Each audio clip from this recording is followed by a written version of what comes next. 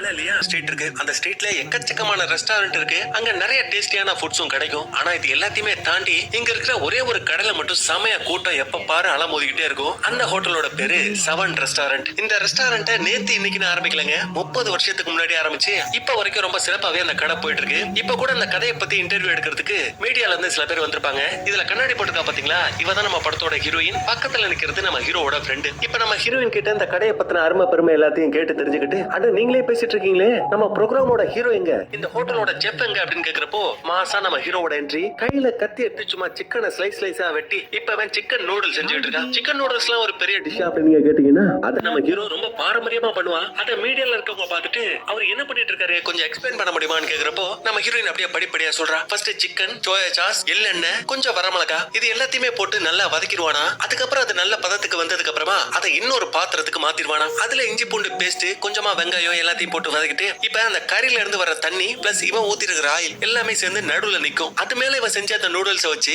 வாசனைக்காக கொஞ்சோண்டு துளசி எடுத்து அது மேல வைப்பானா. அதுக்கப்புறம் அந்த மொத்தமா மூடிட்டு சைடுல தண்ணியை ஊத்தி விட்டுட்டு அந்த பாத்திரத்துக்கு நடுவுல பாத்தீங்கன்னா ஒரு சின்ன ஓட்டை இருக்கும். அந்த ஓட்டைக்குள்ள வச்சு கை அழுத்துறப்போ உள்ள நீராவே நல்லா போயிட்டு இருக்கும். அந்த துளசியோட வாசனை பாத்தீங்கன்னா அந்த கறியில செமையா இறங்கும். பாக்குறப்பையும் கேக்குறப்பயுமே நம்ம எச்சு ஊறுது இல்ல, அந்த அளவுக்கு நம்ம பையன் சூப்பரா பண்ணிட்டு இருக்கான். இப்ப ஃபுட் ரெடி ஆனதுமே அந்த மீடியால உள்ள ஒரு பொண்ணு பாத்தீங்கன்னா அதை எடுத்து சாப்பிடலாமே பாப்பா. அப்ப நம்ம ஹீரோ தடுத்து பாடிட்டு, ஏய் என்ன பண்ற, நீங்க வீடியோ எடுக்கிறேன்னு மட்டும் தானே சொன்னீங்க, சாப்பிடணும் அப்படின்னா லைன்ல நின்னுங்கன்னு சொல்லிட்டு லைனை காட்டுறான். பாத்தீங்களா எவ்வளவு கூட்டம் நிக்குது அப்படின்னு. இப்ப மீடியால உள்ளவங்க வீடியோ எடுத்துட்டு அங்க கிளம்பிடுவாங்க. இப்ப கூட்டத்தை பொழந்துகிட்டு ஒரு பையன் வரான். வந்தவன் தெனாவட்டா டேபிள்ல உட்காந்துக்கிட்டு, யாருப்பா வெயிட்டர் சீக்கிரம் வாங்க அப்படின்னு கூப்பிடுறான். நம்ம ஹீரோவும் கையில பேட் எடுத்துக்கிட்டு முன்னாடி போய் நிக்கிறான். சரி இந்த ரெஸ்டாரண்ட்ல என்னென்னலாம் சாப்பாடு இருக்கோ எல்லாத்துலயும் 2 பிளேட் கொண்டு வா. அப்புறம் அதுல எண்ணெய் உப்பு மட்டும் கம்மி பண்ணிக்க, ஏன்னா என்னோட ஹெல்த் எனக்கு ரொம்ப முக்கியம்னு பேசிட்டு இருக்கான். அப்ப நம்ம ஹீரோ எதுவும் பேசாம அவன் எழுதுன சீட் எடுத்து இந்த பையன் முன்னாடி வச்சா அதுல லைன்ல நின்றா வெண்ண அப்படிங்கிற மாதிரி நம்ம ஹீரோ எழுதிருக்கான். இத பார்த்துட்டு நம்ம பையன் செம காண்டாயிடுறான். ஏண்டா நான் யாருன்னு தெரியுமா, என்னோட பாஸ் யாருன்னு தெரியுமா, நாங்க எத்தனை ஏக்கருக்கு சொந்தக்காரங்க தெரியுமாடா அப்படின்னு கேக்குறான். ஏன் நீ யாரு, உன்னோட ஓனர் யாரு அப்படிங்கிற விஷயத்தெல்லாம் தெரிஞ்சுக்கிட்டு நான் என்ன பண்ண போறேன், ஒழுங்கா லைன்ல நின்று இல்லாட்டி கிளம்புறான்னு சொல்றப்போ அந்த பையன் அப்படியே அந்த டேபிளை தூக்கி விட பாப்பான். நம்ம ஹீரோ டப்புன்னு அந்த டேபிள் அடிச்சு ஒழுங்கா போயிட்டு லைன்ல நின்றா அப்படிங்கிற மாதிரி சொல்லுவான். அப்படியே அந்த படத்தோட டைட்டில் போட்டு ஆரம்பிக்கிறாங்க. இப்ப அங்க அப்படியே சீனை கட் பண்ணலாம். லண்டன்ல இருக்கிற இளவரசருக்கு புதுசா குழந்தை பிறந்திருக்கு.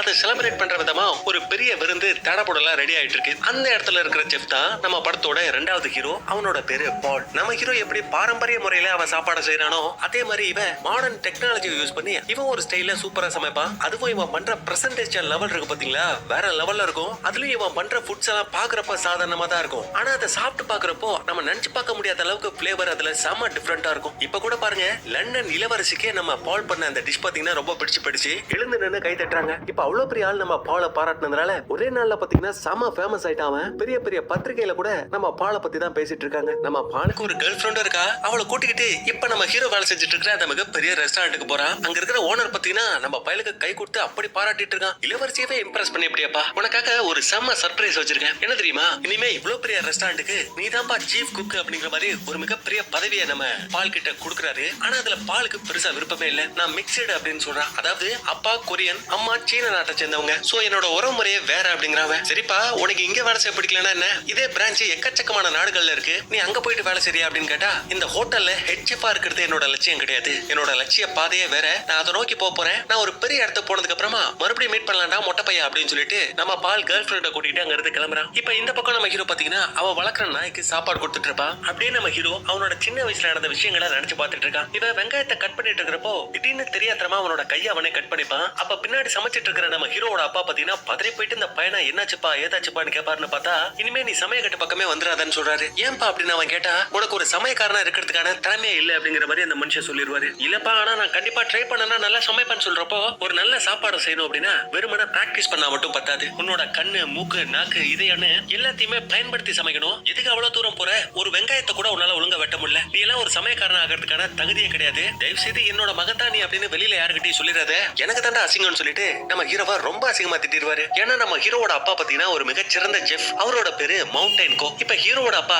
நம்ம ஹீரோ பண்ண நூடுல்ஸ் அவங்கிட்டே கொடுத்து நீ பண்ண தானே ஒழுங்கா மிச்சமில்லாம சாப்பிடறான்னு சொல்லிட்டு ஹீரோவோட மாஸ்டர் செவனை கூப்பிட்டு ஹீரோவோட அப்பா அந்த இடத்த விட்டு நான் கிளம்புறேன் அப்படிங்கிற மாதிரி சொல்றாரு. டேய் என்னடா சொல்ற, உன் பையன் அந்த இடத்துல இருக்கா, நீ அப்படி தனியா போயிட்டு என்னத்த சாதிக்க போறேன்னு கேக்குறப்போ, நான் போய் தாக்கணும், என்னோட மகனை நீங்க பத்திரமா பாத்துக்கோங்க அப்படிங்கிற மாதிரி அவர் சொல்றாரு. சொல்றாரு. அப்ப நம்ம ஹீரோவும் அப்பா நீங்க எங்க போறீங்க, நானும் உன் கூடவே வரேன்னு சொல்றப்போ நீ வரக்கூடாதுங்கிறவன். அப்ப நம்ம ஹீரோக்கு செம்ம கடுப்பாயிடுது. நான் உன்னை சுத்தமா வெறுக்கிறேன், உன்னை எனக்கு பிடிக்கவே இல்ல, திரும்ப என்ன பாக்குறதுக்கு வந்துடாதன்னு சொல்லிட்டு பயங்கரமா அவனோட அப்பாவை அவனை திட்டி காட்டுறாங்க. அவன் இப்ப சைனாவுக்கு வந்திருப்பான் போல. அங்க இருக்கிற மீன் மார்க்கெட்ல ஒரு பெரிய மீனை வாங்கலாமேன்னு பாக்குறான். ஆனா கடைக்காரன் பெரிய மீன் இல்ல சார் அப்படிங்கிறான். சரி சின்ன மீனா இருந்தாலும் பரவாயில்ல, ஆனா அந்த மீன்ல சேத்தோட வாசனை வரக்கூடாதுன்னு சொல்லிட்டு இவன் அந்த மீனை பார்த்துட்டு இருக்கவே பாத்தீங்கன்னா அந்த இடத்துக்கு நம்ம ஹீரோ வருவான். என்ன மீன் ரெடியா அப்படின்னு கேட்டதுமே ஒரு பெரிய மீன் எடுத்து அந்த கடைக்காரன் வெளியில வைக்கிறான். இத பார்த்த பாலுக்கு செம்ம கடுப்பாயிடுது. ஏயோ நான் கேட்டப்ப முன்னாடி பெரிய மீன் இல்லன்னு சொன்னேன், இப்ப அப்படியே அந்த மீன் வந்தது அப்படின்னு கேட்டா இல்ல அவர் ரெகுலரா நம்மள்ட்ட தான் சார் மீன் வாங்கிட்டு இருப்பாரு, அதுலயும் இந்த மீனை எல்லாராலையும் சமைச்சிட முடியாது, அதை நம்ம காவு தான் செமையா சமைப்பான், உங்களுக்கு எதுக்கு சார் ரிஸ்க், வேணா விட்டு கொடுத்துங்கன்னு சொல்றப்போ நம்ம பால் பாத்தீங்கன்னா விட்டு கொடுக்கறதாவே இல்ல. நம்ம ஹீரோ கூப்பிட்டு இந்த கடைக்காரன் சொன்ன மாதிரி இந்த மீனை நீ சூப்பரா சமைப்பியா,